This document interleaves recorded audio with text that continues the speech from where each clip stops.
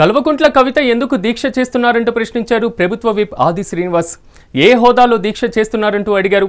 దీక్ష drama అంటూ దానివల్ల ఎవరికీ లాభం లేదంటూ విమర్శించారు. ఢిల్లీలో దీక్ష చేయడానికి భయమా అంటూ ప్రశ్నించారు. ఇక దీక్షకు తమ పార్టీ మద్దతు ఉందా అని ప్రశ్నించారు. బీసీలకు 42% రిజర్వేషన్లు ఇవ్వడానికి ముఖ్యమంత్రి కేంద్రంతో పోరాటం చేస్తున్నది నిజం కాదా అంటూ ప్రశ్నించారు. దేవుడి చుట్టూన్న దయ్యాలెవరు?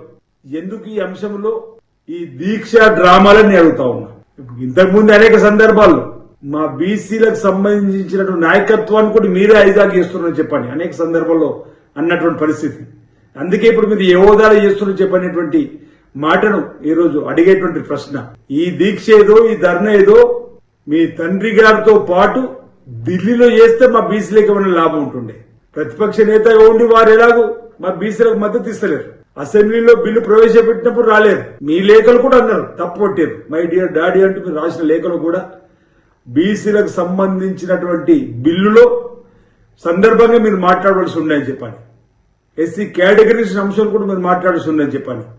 మరి ఇప్పుడైనా కనీసం ప్రతిపక్ష నేతగా ఉన్నటువంటి మీ తండ్రి గారిని తీసుకుని వచ్చి ఢిల్లీలో బీజేపీకి వ్యతిరేకంగా ధర్నా చేస్తే మా బీసీల కోసం మీరు ఏమైనా పోరాటం చేసినట్టు. ఇది మీ ఫ్యామిలీలో జరుగుతున్నటువంటి కుట్రలు కుతంత్రాలలో మీ ఉనికిని చాటుకోవడానికి చేసేటువంటి ప్రయత్నంగానే తప్ప నిజంగా మీకు చిత్తశుద్ధి ఉంటే మీ దీక్షను ఢిల్లీలో చేయండి.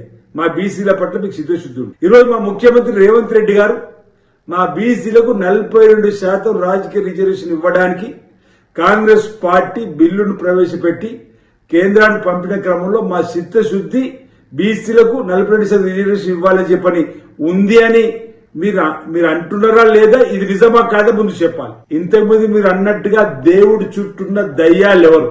ఎందుకు ఈ అంశంలో ఈ దీక్ష డ్రామాలని అడుగుతా ఉన్నా. ఇంతకుముందు అనేక సందర్భాల్లో మా బీసీలకు సంబంధించిన నాయకత్వాన్ని కూడా మీరే ఐజాక్ చేస్తున్నారని చెప్పండి అనేక సందర్భాల్లో.